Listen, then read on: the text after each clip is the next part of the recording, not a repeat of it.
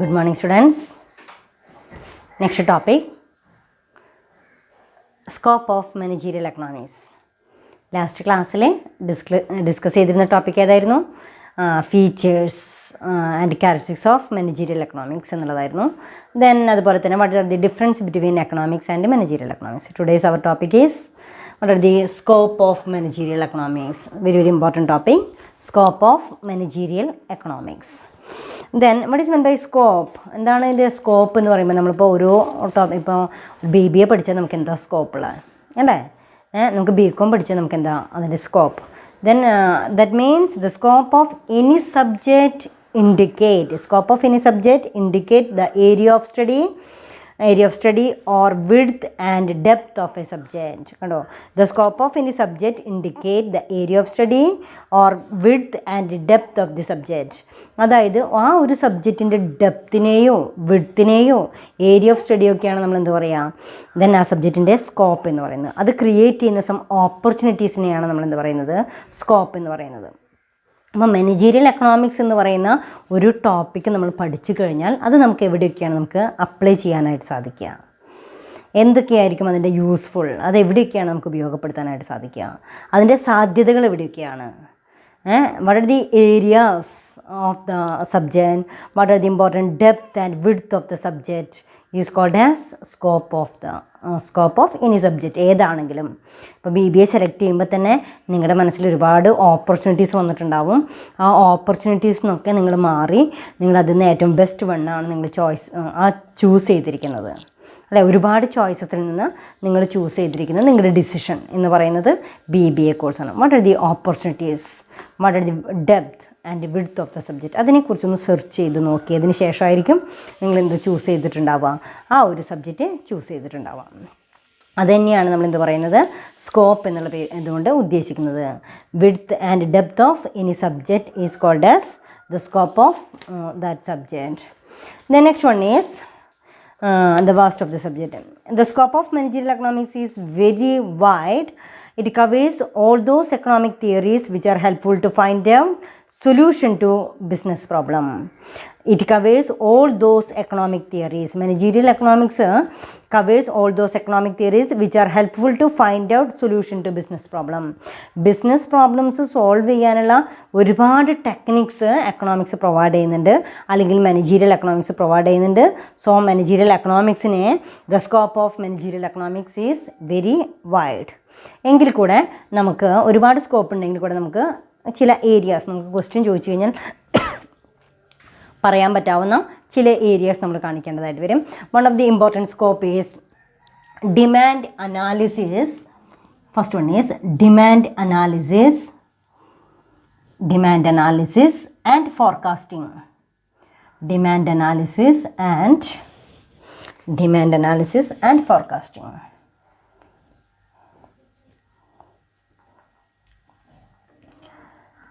One of the scope of managerial economics demand analysis and forecasting എന്നുള്ളതാണ്. അപ്പോൾ demand analysis, demand എന്ന് പറയുന്ന നിങ്ങൾ കേട്ടിട്ടുണ്ട്. What is mean by demand? പറയൂ, what is mean by demand? Demand is a strong desire backed by willingness and ability to pay. പഠിച്ചിട്ടുള്ളതാണ് +2 ക്ലാസ്സുകളിലൊക്കെ. Demand എന്നാണ് നിങ്ങൾ പഠിച്ചിട്ടുണ്ട്. Demand is a strong desire backed by willingness and ability to pay. Or otherwise demand is a behaviour of potential buyers in the market. Demand is a behaviour of potential buyers in a market. അതായത് വാങ്ങിക്കാൻ ഉദ്ദേശിച്ചിരിക്കുന്ന ഒരു buyers ബിഹേവിയറിനെ നമുക്ക് എന്തെന്ന് പറയാം, demand എന്ന് പറയാം. ഒരു പ്രൊഡക്റ്റിന് demand ഉണ്ടോ, ഡിമാൻഡ് ഇല്ലേ എന്നൊക്കെ നമ്മൾ പറയാറുണ്ട്. ആ പ്രൊഡക്റ്റിന് ഒട്ടും ഡിമാൻഡ് ഇല്ല എന്ന് പറയുമ്പോൾ അവിടെ എന്താണ്, അത് വാങ്ങിക്കാൻ ഉദ്ദേശിക്കുന്ന പൊട്ടൻഷ്യൽ ബയേഴ്സ് വളരെ കുറവാണെന്ന് അർത്ഥം. അപ്പോൾ the behaviour of potential buyers in the market is called as demand. അതിനെയാണ് നമ്മൾ ഡിമാൻഡ് എന്ന് പറയുന്നത്. മാനേജീരിയൽ എക്കണോമിക്സ് എന്തിനെ ഹെൽപ്പ് ചെയ്യുന്നുണ്ട്? ഡിമാൻഡ് അനാലിസിസ് എന്ന് പറയുമ്പോൾ വിശകലനം ചെയ്യുക. എത്രമാത്രം ഡിമാൻഡ് ഉണ്ടാവും, കോസ്റ്റ്. നമ്മളെപ്പോഴും ഡിമാൻഡ് അനാലിസിൽ ഇലാസിറ്റി ഓഫ് ഡിമാൻഡ് ഒക്കെ പഠിക്കും. അടുത്ത ചാപ്റ്ററിലെ ഇലാസിറ്റി ഓഫ് ഡിമാൻഡ് ഒക്കെ പഠിക്കുന്നുണ്ട്. ദെൻ അവിടെ ഡിമാൻഡിനെ കുറിച്ച് പറയുന്നുണ്ട്. What are the factors affecting demand, income, അതുപോലെ തന്നെ ഒരുപാട് ഫാക്ടേഴ്സ് ഉണ്ടല്ലോ അല്ലേ. ഇൻകം, പ്രൈസ്, ഇതൊക്കെ അതിനെ price elasticity, income elasticity, cross elasticity എന്നൊക്കെ പറഞ്ഞിട്ട് നെക്സ്റ്റ് ക്ലാസ്സുകളിൽ നിങ്ങൾ പഠിക്കും. അപ്പോൾ ഇവിടെ ഇൻകം എന്ന് പറയുന്നത് വൺ ഓഫ് ദി ഫാക്ടറാണ്, ഡിമാൻഡിനെ അഫക്റ്റ് ചെയ്യുന്ന ഫാക്ടറാണ്. പ്രൈസ് എന്ന് പറയുന്നത് ഡിമാൻഡിനെ അഫക്റ്റ് ചെയ്യുന്ന ഫാക്ടറാണ്. Then attitude of the consumer, taste and preference of the consumer, ഇതൊക്കെ ഡിമാൻഡിനെ അഫക്റ്റ് ചെയ്യുന്ന ഫാക്ടേഴ്സാണ്. അപ്പോൾ മാനേജീരിയൽ എക്കണോമിക്സ് എന്ന് പറയുന്ന ആ ഒരു പഠനശാഖ എന്തിനെ ഹെൽപ്പ് ചെയ്യുന്നു, അല്ലെങ്കിൽ അതിൻ്റെ ഒരു ഏരിയ എന്ന് പറയുന്നത് it helps to demand analysis and forecasting. എന്താ ഫോർകാസ്റ്റിംഗ് എന്ന് പറഞ്ഞാൽ എന്താ, ആൻറ്റിസിപ്പേഷൻ ഓഫ് ഫ്യൂച്ചർ ഇവൻറ്റ്സ് അല്ലേ. ഫോർകാസ്റ്റിംഗ് എന്ന് പറയുമ്പോൾ ആൻറ്റിസിപ്പേഷൻ, ഫോർവേഡ് വിഷൻ, അതായത് ഫ്യൂച്ചറിലെ ഡിമാൻഡ് അനലൈസ് ചെയ്യാനും ഫ്യൂച്ചറിൽ എന്തുമാത്രം ഡിമാൻഡ് ഉണ്ടാവും നമുക്ക് പ്രിഡിക്റ്റ് ചെയ്യാനും സാധിക്കുന്നു എന്ന് പറയുന്നത്. അപ്പോൾ ഡിമാൻഡ് അനാലിസിസ് ആൻഡ് ഫോർകാസ്റ്റിംഗ് എന്ന് പറയുന്നത് one of the important scope of managerial economics എന്ന് പറയുന്നത്. അപ്പോൾ മാനേജീരിയൽ എക്കണോമിക്സിൻ്റെ ഒരു ടോപ്പിക്, ഒരു ഇമ്പോർട്ടൻസ് എന്ന് പറയുന്നത് ഡിമാൻഡ് അനാലിസിസ് ആണ്. Goods are produced to sold in the market, the volume of production depends upon demand. അതായത് ദ വോള്യൂം ഓഫ് പ്രൊഡക്ഷൻ, എത്രമാത്രം യൂണിറ്റ് നമ്മൾ പ്രൊഡ്യൂസ് ചെയ്യണം എന്ന് തീരുമാനിക്കുന്നത് it will depend upon demand analysis. നമുക്ക് വരുന്ന 6 മാസത്തിനുള്ളിൽ ഈ പ്രൊഡക്റ്റ് വിറ്റഴിക്കാനായിട്ട് സാധ്യതയുണ്ടോ ഇല്ലേ എന്നുള്ളത് നമ്മൾ ആദ്യം എന്ത് ചെയ്യണം, അനലൈസ് ചെയ്യണം. അപ്പോൾ goods are produced to be sold in the market, the volume of production depends upon demand analysis. അതായത് എത്രമാത്രം നമ്മൾ പ്രൊഡക്ഷൻ തീരുമാനിക്കണം എന്നുണ്ടെങ്കിൽ the volume of production depends upon demand. Therefore, the management analyze demand and take decision on the basis of analysis. For analyzing demand, the management applies demand theory. ഇതിനു വേണ്ടി management apply ചെയ്യുന്ന ഒരു തിയറിയാണ് അവിടെ എന്ത്, demand theory. അവിടെ apply ചെയ്യുന്ന തിയറിയാണ് demand theory. Demand theory. Demand theory explains the consumer's behavior. The knowledge of demand theory can also helpful for forecasting future. Demand forecasting is essential for business planning. That means demand forecasting is essential for business planning. അതായത് demand forecasting ഉണ്ടെങ്കിൽ മാത്രമേ നമുക്ക് ഫ്യൂച്ചറിൽ എത്രമാത്രം product produce ചെയ്യണമെന്ന് തീരുമാനിക്കാനായിട്ട് സാധിക്കുള്ളൂ. That theory is called as demand theory. ആ തിയറിയാണ് നമ്മളെന്ത് പറയുന്നത്, ഡിമാൻഡ് തിയറി എന്ന് പറയുന്നത്. അപ്പോൾ മാനേജീരിയൽ എക്കണോമിക്സിൻ്റെ ഒരു സ്കോപ്പ് എന്ന് പറഞ്ഞു കഴിഞ്ഞാൽ എന്താണ് അതിൻ്റെ ഒരു സാധ്യത എന്ന് പറയുന്നത്, it is helpful for management to take decision related to production അല്ലേ. അപ്പോൾ ഈ പ്രൊഡക്ഷനൊക്കെ എത്രമാത്രം യൂണിറ്റ് പ്രൊഡ്യൂസ് ചെയ്യണം എന്ന് തീരുമാനിക്കണമെങ്കിൽ it will depend upon the demand. അത് ഏതിനെ ഡിപ്പെൻഡ് ചെയ്തിരിക്കുന്നു, ഡിമാൻഡിനെ ഡിപ്പെൻഡ് ചെയ്തിരിക്കുന്നു. So demand analysis is necessary for production process. Demand analysis ഇപ്പോൾ കഴിഞ്ഞ വർഷങ്ങളായിട്ടും ഇനി ഫ്യൂച്ചറിലുള്ള ഡിമാൻഡിനെ അനലൈസ് ചെയ്താൽ മാത്രമേ നമുക്ക് ഫ്യൂച്ചർ ഡിമാൻഡ് ഫിക്സ് ചെയ്യാനായിട്ട് സാധിക്കുള്ളൂ. One of the important scope is managerial economics is demand analysis and forecasting. കുട്ടികൾക്ക് ക്ലിയർ ആയിട്ടുണ്ടാവും. Then next one is cost and production analysis. Second point, cost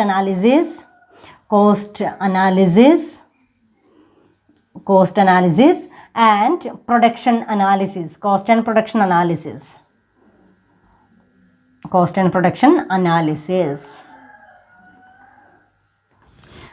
What is meant by cost?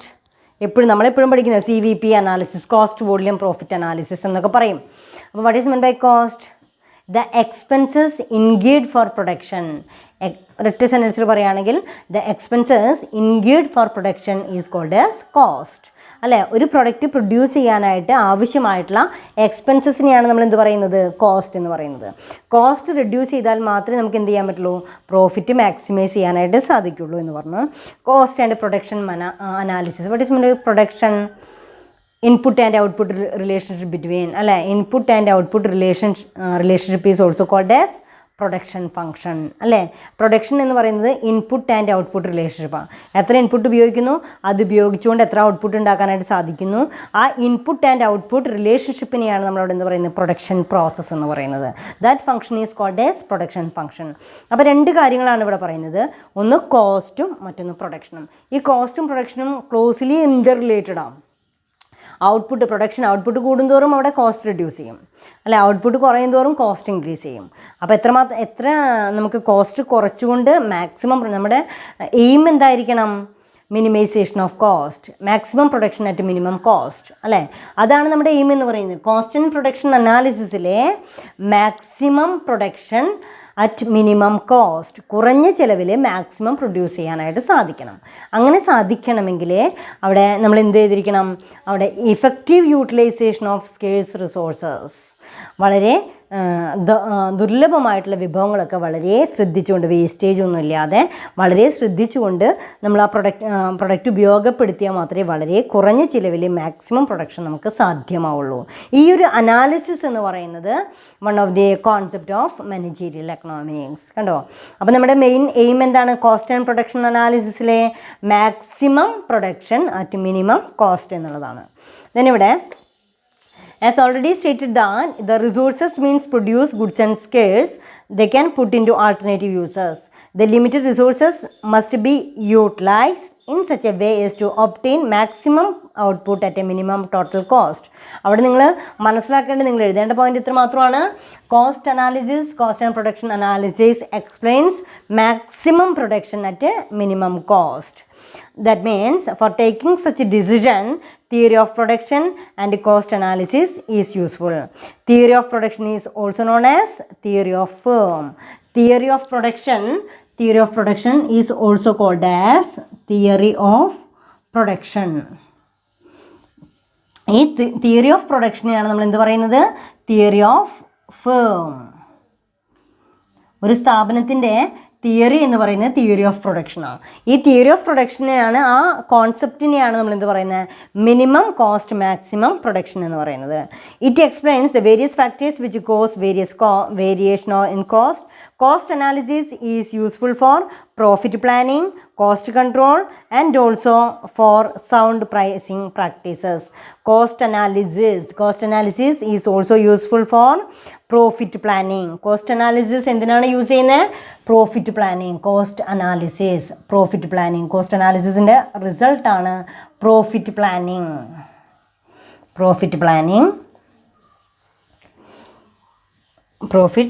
Cost analysis, profit planning, cost control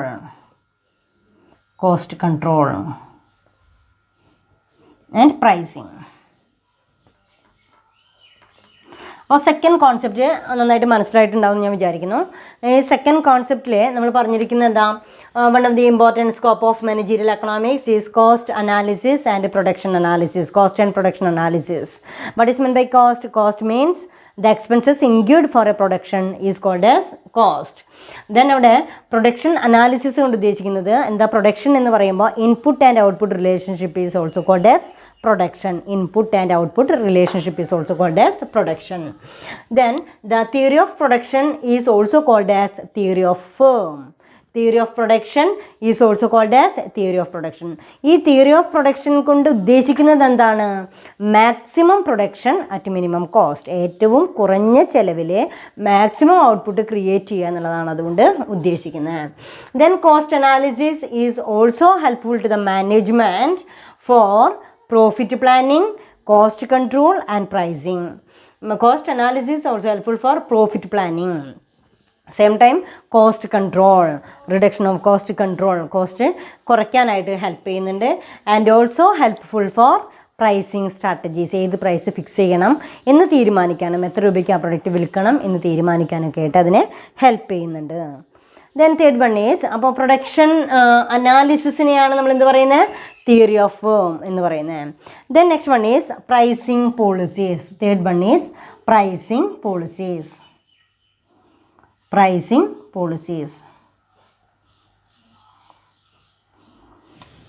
ഇനി എന്താണ് pricing policies എന്ന് നോക്കാം. Pricing പോളിസിയിൽ what is men by price എന്ന് പറഞ്ഞു കഴിഞ്ഞാൽ നമ്മളെന്താ ഒരു പ്രൊഡക്റ്റിന് ഒരു പ്രൈസ് എന്ന് പറയുന്നത്, then the exchange value of a commodity. നമ്മൾ സിമ്പിളായിട്ട് നമ്മൾ പറയുകയാണെങ്കിൽ what is men by price, നിങ്ങളോട് പെട്ടെന്നൊരു mean what is men by price എന്ന് ചോദിക്കുമ്പോൾ it is an exchange value of a commodity. ഒരു കമോഡിറ്റി ആ ഓണർഷിപ്പ് ഒരാളിൽ നിന്ന് മറ്റൊരാളിലേക്ക് ഹാൻഡ് ഓവർ ചെയ്യുന്നൊരു പ്രോസസ്സ് ഉണ്ട്. അതിന് നമ്മൾ ഫിക്സ് ചെയ്യുന്ന വാല്യൂവിനെയാണ് നമ്മൾ എക്സ്ചേഞ്ച് വാല്യൂവിനെയാണ് നമ്മൾ എന്താ പറയുക പ്രൈസ് എന്ന് പറയുന്നത്. So it is an exchange value of a commodity is also called as pricing. ഇനി പ്രൈസിങ് പോളിസിയിൽ that means the success or failure of a firm mainly depends on the correct price decision taken by the management. Price theory can be helpful in determining pricing policy of the firm. Price theory includes determination under different types of market condition, price methods, price forecasting, etc. ഏത് price fix ചെയ്യണമെങ്കിലും നമ്മൾ ഇനിയും പഠിക്കുന്നുണ്ട്. Different types of pricing strategies ഒക്കെ പഠിക്കും. Different types of pricing നിങ്ങൾ കേട്ടിട്ടുണ്ടാവും, ഇല്ലെങ്കിൽ നമുക്ക് വരുന്ന ക്ലാസ്സുകളിലൊക്കെ പലതരത്തിലുള്ള പ്രൈസിങ് സ്ട്രാറ്റജീസ് ഉണ്ട്. Cost plus pricing, marginal pricing, administrative pricing, skimming pricing, penetrating pricing, and then barometric pricing, psychological pricing, target pricing എന്നൊക്കെ പറയുന്ന marginal pricing. then different types of pricing techniques നമുക്ക് വരുന്ന ക്ലാസ്സുകളിലൊക്കെ നമ്മൾ പ്രൈസിങ്ങിനെ കുറിച്ച് പഠിക്കും. and then അത്രയും pricing അപ്പോൾ ദെൻ അവിടെ പ്രൈസിങ് പോളിസീസ് എന്ന് പറയുന്നത്. അപ്പോൾ ഇതൊക്കെ ഫിക്സ് ചെയ്യണമെങ്കിൽ then price theory includes price determination under different types of market condition such as price methods, price forecasting etcetera. Pricing policy അതിനെ ഹെൽപ്പ് ചെയ്യുന്നുണ്ട്. അപ്പോൾ മാനേജറിയൽ എക്കണോമിക്സിൻ്റെ ഒരു കോൺസെപ്റ്റാണ് മാനേജറിയൽ എക്കണോമിക്സ് ഇത് ഹെൽപ്പ് ചെയ്യുന്നുണ്ടെന്ന് പറയാം. അപ്പോൾ ഏതൊക്കെയാണ് ഡിഫറെൻറ്റ് സ്കോപ്പ് ഓഫ് മാനേജറിയൽ എക്കണോമിക്സിലെ? First one is demand analysis and forecasting. Second one is cost analysis and production analysis. And third one is pricing policy. Pricing പോളിസിയിലെ നമുക്ക് പ്രൈസിങ് മെത്തേഡ്സ്, പ്രൈസിങ് കണ്ടീഷൻ ഇതൊക്കെ എഴുതാവുന്നതാണ്. Pricing methods, different types of price methods.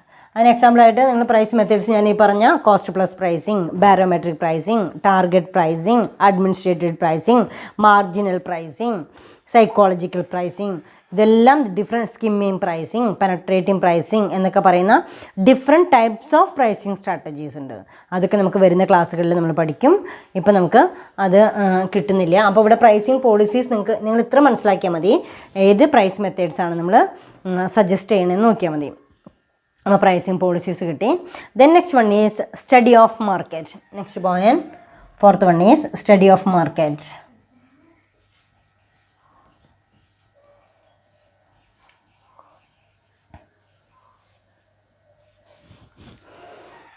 Study of market.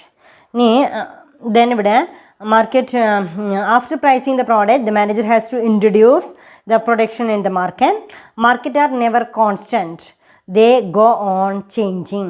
The manager should offer the product only those market where he will get maximum sales. He should have clear knowledge about the market including nature and degree of competition. നമ്മളിവിടെ nature and degree of competition നോക്കിക്കൊണ്ട് മാർക്കറ്റിനെ different ആയിട്ട് on the base of competition market may be classified into three mainly.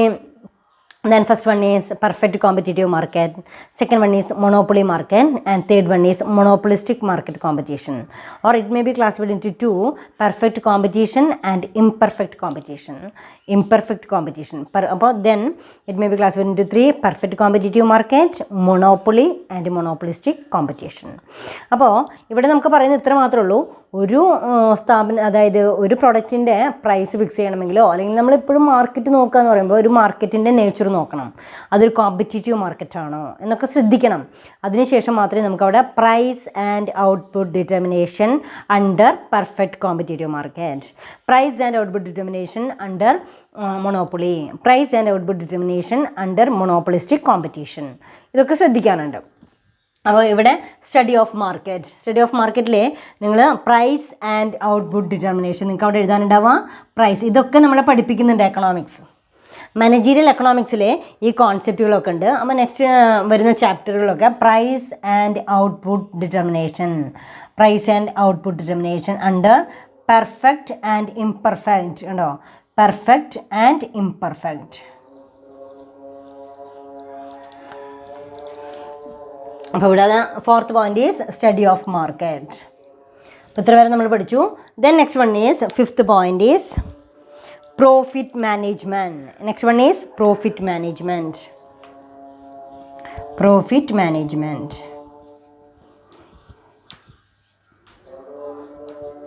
ഒരു notebook അടുത്ത് കരുതുക, എന്നിട്ട് അതിലും കൂടെ നോക്കി നിങ്ങൾ അത് ഫോളോ ചെയ്ത് കഴിഞ്ഞാൽ ഒന്നും കൂടെ ക്ലിയർ ആവും. Then next one is profit management. Profit എന്ന് പറയുമ്പോൾ it is a reward for the business അല്ലേ. It is a income of the business, reward for acquiring the risk. നമ്മളെടുക്കുന്ന റിസ്കിന് നമുക്ക് കിട്ടുന്ന റിട്ടേൺ ഓൺ ഇൻവെസ്റ്റ്മെൻറ്റ് എന്നൊക്കെ പറയാം. അവിടെ പ്രോഫിറ്റ് എന്ന് പറയുന്നത് റിട്ടേൺ ഓൺ ഇൻവെസ്റ്റ്മെൻറ്റ്, നമ്മൾ ഇൻവെസ്റ്റ് ചെയ്ത് കിട്ടുന്ന റിട്ടേൺ ആണ്. റിവാർഡ് ഫോർ ദി ബിസിനസ് എന്ന് പറയാറുണ്ട്. Then it is a reward for taking risk and uncertainty. നമ്മൾ ഏറ്റെടുക്കുന്ന റിസ്ക്കോ അൺസെർട്ടാനിറ്റീസിനോ നമുക്ക് കിട്ടുന്ന റിട്ടേണിനെയാണ് നമ്മൾ എന്ത് പറയുന്നത്, ദെൻ പ്രോഫിറ്റ് എന്ന് പറയാം. Then profit management. പ്രോഫിറ്റ് മാനേജ്മെൻറ്റിലെ the main motive of business enterprise to earn maximum profit. എല്ലാവരുടെയും ഏറ്റവും കൂടുതൽ ആഗ്രഹം എന്ന് പറയുമ്പോൾ ക്രിയേഷൻ ഓഫ് പ്രോഫിറ്റ് എന്നുള്ളതാണ്. Sometimes but profit is always uncertain. പ്രോഫിറ്റ് എല്ലായ്പ്പോഴും ഒരുപോലെ ആവില്ല, അത് അൺസെർട്ടൈൻ ആണ്. But profit is always uncertain because future cost and revenues are uncertain. ഫ്യൂച്ചറിലുണ്ടാവുന്ന പ്രൊഡക്ഷൻ കോസ്റ്റും അതുപോലെ തന്നെ അതിൻ്റെ ഇൻകം റവന്യൂ അൺസെർട്ടൈൻ ആണ്. Therefore profit planning and measurement become very difficult. Profit plan ചെയ്യുക എന്ന് പറയുന്നത്, profit planning and measurement become very difficult. However profit theory will guide in measurement and management of profit to a large extent. Profit theory നമ്മളതിന് ഉപയോഗപ്പെടുത്താറുണ്ട്. Management concept ആയിട്ടുള്ള profit theory helpful for management for taking proper decision.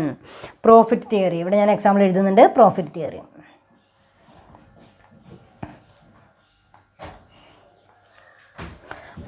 തിയറിയാണ് നമ്മളിവിടെ profit management എന്നുള്ള ഉദ്ദേശിക്കുന്നത്. Profit theory will guide the management for profit to be large extent. എത്രമാത്രം profit നമുക്ക് create ചെയ്യാനായിട്ട് സാധിക്കും എന്ന് പറയുന്നതിനെക്കുറിച്ച് എക്കണോമിക്സിലെ പ്രോഫിറ്റ് തിയറി നമുക്ക് ഒരുപാട് ഗൈഡ് ലൈൻസ് പ്രൊവൈഡ് ചെയ്യുന്നുണ്ട്. അപ്പോൾ നമുക്ക് എന്തൊക്കെ ഗൈഡ് ലൈൻസ് ആണ്? Then first one is demand analysis. Scope of managerial economics: demand analysis, cost and production analysis, then pricing policies, study of market and profit management. Then next one is capital budget. Sixth point is capital budget.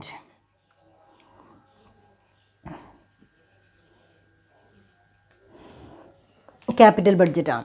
അപ്പോൾ capital budgeting അല്ലെങ്കിൽ capital budgeting എന്ന് എഴുതാം. Capital budgeting comprises two terms. First one is capital and second one is budgeting. Capital means investment, budgeting means planning. So investment planning is also called as capital budgeting. Investment planning is also called as capital budgeting. Then capital is the foundation of a business. Then inputs capital is also scarce factor. Hence it is very expensive. It is efficient allocation and management is one of the most important tasks of the managers. The manager has to choose the most profitable investment project. അതായത് ഇവിടെ നമുക്ക് പറയാനുള്ളത് capital ബഡ്ജറ്റിങ്ങിന് ഞാൻ പറഞ്ഞ പേരെന്തായിരുന്നു? Investment planning. അപ്പോൾ നമ്മൾ എപ്പോഴും ഇൻവെസ്റ്റ്മെൻറ്റ് പ്ലാനിങ്ങിൽ മാക്സിമം റിട്ടേൺ കിട്ടുന്ന ഒരു പ്രോജക്റ്റ് ആയിരിക്കും നമ്മൾ സെലക്ട് ചെയ്യുക. അല്ലേ, ബെസ്റ്റ് പ്രോജക്റ്റ് ആയിരിക്കും സെലക്ട് ചെയ്യുക. ബെസ്റ്റ് പ്രോജക്റ്റ് നമുക്ക് സെലക്ട് ചെയ്യണമെങ്കിൽ then which project will give maximum contribution. ഏത് പ്രോജക്റ്റാണ് നമുക്ക് മാക്സിമം കോൺട്രിബ്യൂഷൻ നൽകുന്നത് അല്ലെങ്കിൽ മാക്സിമം റിട്ടേൺ നൽകുന്നത്, ആ പ്രോജക്റ്റ് ആയിരിക്കും നമുക്ക് സെലക്ട് ചെയ്യാം. ആ പ്രോജക്റ്റ് സെലക്ട് ചെയ്യാനായിട്ട് ഡിഫറെൻറ്റ് ടെക്നിക്സ് നമ്മൾ ഉപയോഗിക്കുന്നുണ്ട്. അതായത് ഫൈനാൻഷ്യൽ മാനേജ്മെൻ്റ് ഒക്കെ നിങ്ങൾ വരുന്ന ഇയറിലൊക്കെ നിങ്ങൾ ഫൈനാൻഷ്യൽ മാനേജ്മെൻ്റ് ഒക്കെ പഠിക്കും.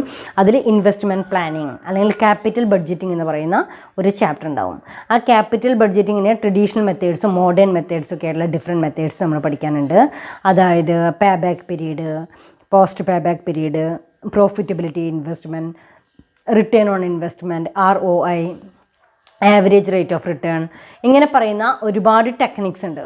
അപ്പോൾ ഞാനിവിടെ 2-3 എക്സാമ്പിൾ എഴുതുന്നുള്ളൂ. ക്യാപിറ്റൽ ബഡ്ജറ്റിങ്ങിൽ നിങ്ങൾ ഉപയോഗിക്കുന്നത് ROI, return on investment, ARR, average rate of return, pay back period, NPV, net present value method.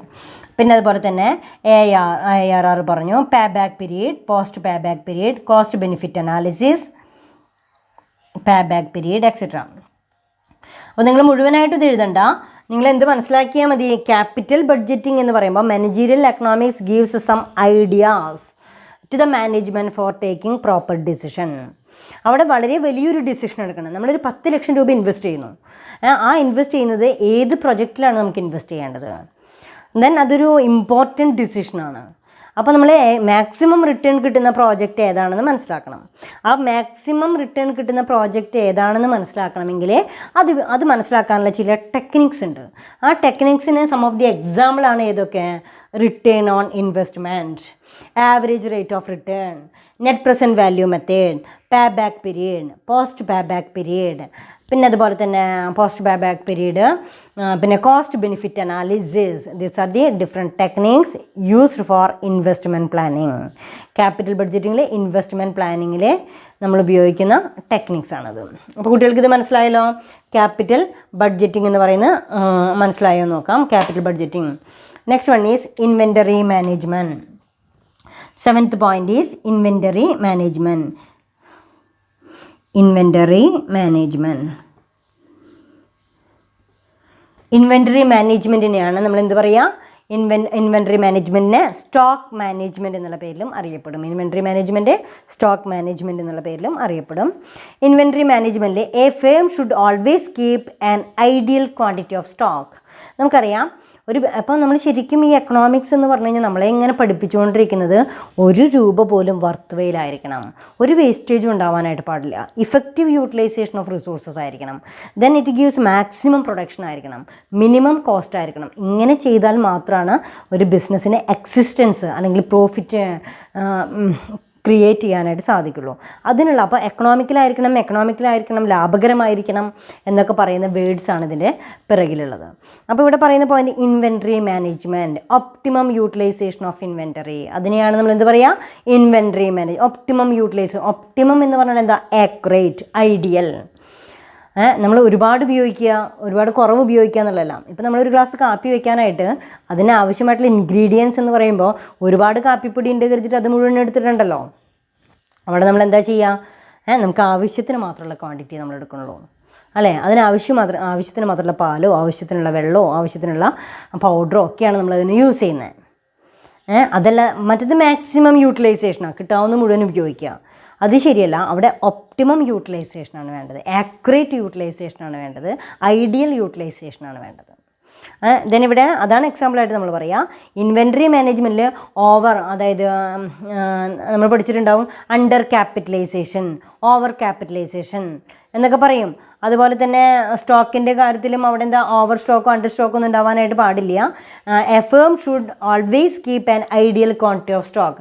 ഇപ്പോൾ പൈസ ഉണ്ടെന്ന് കരുതിയിട്ട് നമ്മൾ ഒരുപാട് റോ മെറ്റീരിയൽസ് വാങ്ങി വെച്ച് കഴിഞ്ഞാൽ നമ്മുടെ പണം മുഴുവൻ എവിടെയാണ് ഇൻവെസ്റ്റ് ചെയ്തിരിക്കുന്നത്, സ്റ്റോക്കിലാണ് ഇൻവെസ്റ്റ് ചെയ്തിരിക്കുന്നത്. നമ്മൾ വേറെ ഏതെങ്കിലും രീതിയിൽ ഉപയോഗപ്പെടുത്തേണ്ട പണമാണ് എവിടെ സ്റ്റോക്ക് ചെയ്തിരിക്കുന്നത്, സ്റ്റോക്കിൽ ഇൻവെസ്റ്റ് ചെയ്തിരിക്കുന്നത്. അപ്പോൾ അവിടെ നമ്മൾ അങ്ങനെ ഓവർ സ്റ്റോക്ക് ഉണ്ടാവാനായിട്ട് പാടില്ല. അങ്ങനെ ഉണ്ട് വെച്ചാൽ നമുക്ക് അതിൻ്റെ റിട്ടേൺ കുറയാനായിട്ട് അത് കാരണമാവും. അപ്പോൾ അവിടെ ഐഡിയൽ സ്റ്റോക്ക് മാനേജ്മെൻറ്റാണ് നമ്മൾ പ്രൊവൈഡ് ചെയ്യേണ്ടത്. അപ്പോൾ ഇൻവെൻ്ററി മാനേജ്മെൻറ്റിൽ നമ്മൾ പറയുന്ന പോയിൻ്റ് എന്താണ്, A firm should always keep ideal quantity of stock. Then quantity of stock, if the stock is too much, the capital unnecessarily locked up inventories. ഒരുപാട് നമ്മൾ പർച്ചേസ് ചെയ്ത് കഴിഞ്ഞാൽ നമ്മുടെ ഇൻവെസ്റ്റ്മെൻറ്റ് മുഴുവൻ എവിടെ സ്റ്റോക്ക് ചെയ്യപ്പെടുകയാണ് ചെയ്യണത്, then the capital is unnecessarily locked up in inventories. Then at the same time, if the level of inventory is low, inventory കുറഞ്ഞു കഴിഞ്ഞാലോ, the production will be interrupted due to non availability of material. അത് വിചാരിച്ചിട്ട് കൂടുതൽ stock വേണ്ട, നമുക്ക് ആവശ്യത്തിന് മതി എന്നൊക്കെ വിചാരിച്ച് കുറച്ച് വാങ്ങിക്കാൻ തുടങ്ങിയാൽ എന്താവും സ്ഥിതി, പ്രൊഡക്ഷന് ആവശ്യത്തിനുള്ള സ്റ്റോക്ക് ഇല്ലാതിരിക്കും. Production process is blocked. അവിടെ പ്രൊഡക്ഷൻ നടക്കാതെ വരും. അപ്പോൾ റോ മെറ്റീരിയൽസ് ഇല്ലാതെ പ്രൊഡക്ഷൻ നടക്കാതെ വരാനും പാടില്ല, എന്നാലോ കൂടുതൽ വാങ്ങിച്ചു വെച്ചിട്ട് നമ്മുടെ ഇൻവെസ്റ്റ്മെൻറ്റ് അതിൽ കെട്ടിക്കിടക്കാനും പാടില്ല. അങ്ങനെയാണെങ്കിൽ സ്റ്റോക്ക് എന്ന് പറയുന്നത് എന്തായിരിക്കണം? ഐഡിയൽ സ്റ്റോക്ക് ആയിരിക്കണം. ഐഡിയൽ സ്റ്റോക്കാണ് നമ്മൾ, അല്ലെങ്കിൽ ഒപ്റ്റിമം സ്റ്റോക്കാണ് നമ്മളതിൽ മെയിൻറ്റെയിൻ ചെയ്യേണ്ടത്. At the same time hence a firm always prefer to an optimum quantity of stock. അപ്പോൾ നിങ്ങളവിടെ എന്താ മനസ്സിലാക്കേണ്ടത്? ഇൻവെൻട്രി മാനേജ്മെൻറ്റിലെ the firm must kept optimum level. The firm must kept optimum level of stock. Optimum level of stock. Optimum level of സ്റ്റോക്കാണ് maintain ചെയ്യേണ്ടത്. ആ optimum level of സ്റ്റോക്കിന് inventory techniques such as ABC analysis and other inventory models view to minimise in. നിങ്ങൾ സാധാരണ levels of സ്റ്റോക്കിലെ ABC analysis, VED analysis എന്നൊക്കെ പറയുന്ന stock levels എന്ന് പറയുന്ന ഇൻവെൻട്രി മാനേജ്മെൻറ്റിലെ ABC അനാലിസിസ്, VED അനാലിസിസ് എന്നൊക്കെ പറയുന്നത് സ്റ്റോക്ക് മാനേജ്മെൻറ്റിൻ്റെ വൺ ഓഫ് ദി ടെക്നിക്സ് ആണ്. അതാണ് ദെൻ ആ പോയിന്റ് നമുക്ക് പറയാനുള്ളത്. ദെൻ നെക്സ്റ്റ് വൺ ഈസ്, നമ്മൾ പറഞ്ഞ പോയിന്റ് ഏതൊക്കെയായിരുന്നു? Scope of managerial economics, demand analysis and forecasting, cost analysis, cost and production analysis, pricing policies, study of market, profit management, capital budgeting, inventory management, and next one is business cycle. Then next point is, eighth one is business cycle. Business cycle. Business cycle, cyclic fluctuation in the economy അല്ലേ? അതിനെയാണ് നമ്മൾ trade cycle or business cycle എന്ന് പറയാം. Then business cycle affect business decision. Business cycle refers to regular fluctuations in economic activities. Regular fluctuations അവിടെ note ചെയ്യുക. What is meant by business cycle? Business cycle നിങ്ങൾക്ക് last മൊഡ്യൂളിൽ നിങ്ങൾക്ക് പഠിക്കാനുണ്ട്. What is meant by business cycle? Business cycle refers to regular economic fluctuations in business activities or economic activities in the country. നമ്മുടെ രാജ്യത്തുണ്ടാകാവുന്ന business cycle, അതായത് regular fluctuation. ചിലപ്പോൾ business നന്നായിട്ട് boom ചെയ്ത് നിൽക്കാം. നിങ്ങൾ പഠിച്ചിട്ടുണ്ടോ ബൂം പീരീഡ്, റിസഷൻ പീരീഡ് എന്നൊക്കെ പറഞ്ഞിട്ട് നിങ്ങൾ പഠിച്ചിട്ടുണ്ടാവും. ബൂം ആൻഡ് റിസഷൻ പീരീഡ് ഇതിങ്ങനെ ഒരു വേവ് പോലെയാണ്. അതിങ്ങനെ ഫ്ലക്ച്വേറ്റ് ചെയ്തുകൊണ്ടിരിക്കും. ചില സമയത്ത് നന്നായിട്ട് ബിസിനസ് ഉണ്ടാവും, ചിലപ്പോൾ ബിസിനസ് വളരെ മോശമാവും.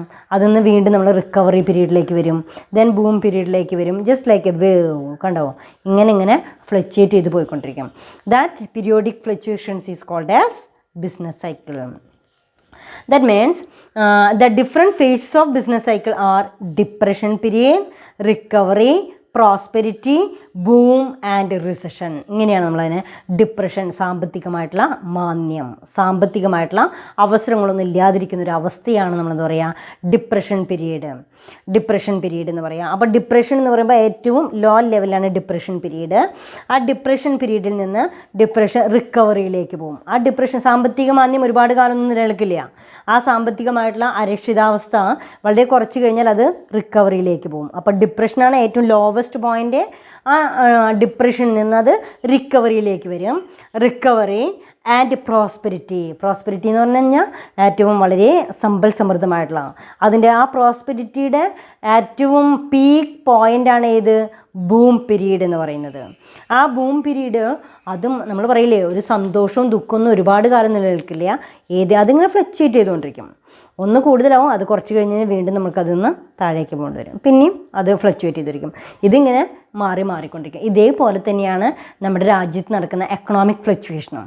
ഈ regular fluctuations in the economy is called as business cycle. അതിനെയാണ് നമ്മൾ ബിസിനസ് സൈക്കിൾ എന്ന് പറയുക. ആ ബിസിനസ് സൈക്കിളിൻ്റെ ആ എക്കണോമിക് ഫ്ലക്ച്വേഷൻസിനെ 5 ഫേസസ് ആയിട്ടാണ് നമ്മൾ അതിനെ കാറ്റഗറൈസ് ചെയ്യുക. First one is depression. Depression കഴിഞ്ഞ് കഴിഞ്ഞാൽ ഏറ്റവും ലോവസ്റ്റ് പോയിൻ്റാണ് ഡിപ്രഷൻ കഴിഞ്ഞ് കഴിഞ്ഞാൽ റിക്കവറിയിൽ നിന്ന് നമ്മൾ ഗ്രാഫിൻ്റെ മുകളിലേക്ക് പോകും. That is called as prosperity. പ്രോസ്പെരിറ്റീൻ്റെ മുകൾ പോയിൻ്റാണ് ബൂം പീരീഡ്. ബൂം പീരീഡിൽ നിന്ന് വീണ്ടും അതെവിടേക്ക് പോകും? റിസഷനിലേക്ക് പോകും. ആ റിസഷനിൽ നിന്ന് വീണ്ടും അത് ഡിപ്രഷനിലേക്ക് പോകും.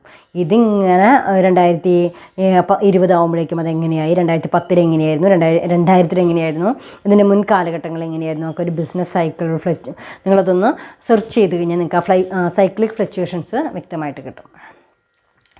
ഈ സൈക്ലിക് ഫ്ലക്ച്വേഷൻസ് ബിസിനസ്സിനെ അഫക്റ്റ് ചെയ്യുന്നുണ്ട്. അപ്പോൾ ഓരോ കാലഘട്ടങ്ങളിലും അതിനനുസരിച്ചിട്ട് തീരുമാനങ്ങൾ എടുക്കേണ്ടതായിട്ട് വരും.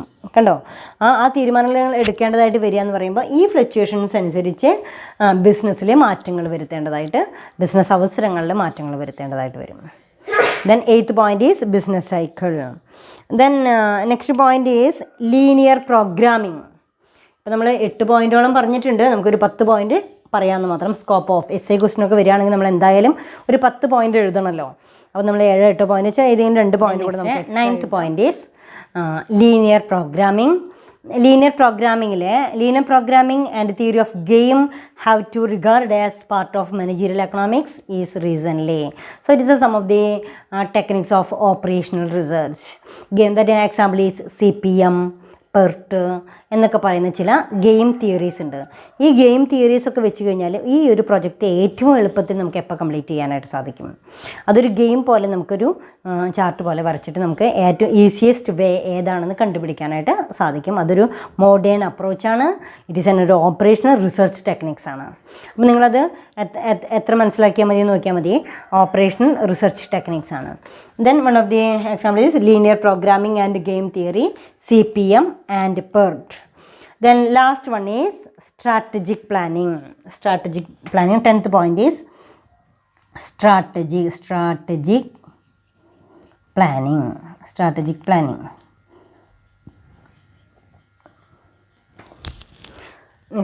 planning നോക്കാം. Strategic planning is now a new addition to the scope of business economics with the emergence of MNCs, multinational companies. Managerial economics provides a framework which long-term decisions can be made. Such long-term decisions have impact on behavior of the firm. That means the firm sets certain long-term goals and objectives. It may be denoted that integration of managerial economics and strategic planning has given rise to a new area of studies called as corporate economics. അതായത് strategic planning എന്ന് പറയുന്നത് managerial എക്കണോമിക്സും strategic planning തമ്മിൽ long term വിഷനാണ് ഇത്. Strategic planning എന്ന് പറയുമ്പോൾ forward വിഷനാണല്ലോ. Planning മുൻകൂട്ടി കാണുക എന്ന് പറയുന്നൊരു പ്രോസസ്സാണ് planning. Strategic planning long term വിഷനാണ് അവിടെ വരിക. അപ്പോൾ ഈ സ്ട്രാറ്റജിക് പ്ലാനിങ്ങും അതുപോലെ തന്നെ മാനേജീരിയൽ എക്കണോമിക്സും കൂടിച്ചേർന്നുകൊണ്ട് ഒരു പുതിയൊരു കോൺസെപ്റ്റ് ഉണ്ട്. So it is called as corporate economics. അതിനെയാണ് കോർപ്പറേറ്റ് എക്കണോമിക്സ് എന്ന് പറയുന്നത്. Corporate economics.